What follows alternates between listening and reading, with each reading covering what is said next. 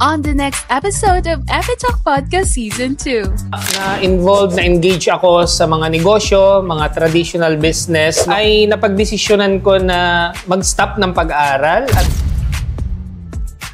at natutunan namin yung social media marketing. Hindi ko inakala na ito yung aking gagawin ngayon.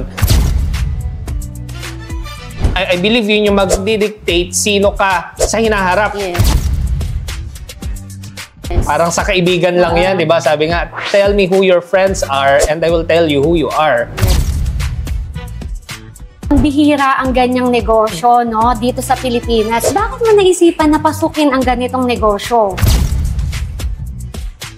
At doon namin nakita na may magandang future ang logistics business. Piliin mo yung mahirap na negosyo. So, siguradong may malaking kapalit yan sa kakaunti ang kakumpetensya mo dyan. As an online seller na nagpapadala ng mga parcels, meron akong mga sentimiento. So, alam namin yung na-experience nyo, alam namin kung nasan kayo. Ano yung ginawa mo para ma-achieve mo yung ganung kabilis na paglaki ng company nyo? Medyo naghinahinay pa kami dyan medyo binagalbagalan. Inopen namin sa ganung business concept, kaya ang bilis na dumami ng mga branch operators na ni PhilX nationwide. Ang learning never ending yan Watch it live on our Epitalk Podcast social media channel every Thursday and Friday, 3 o'clock p.m.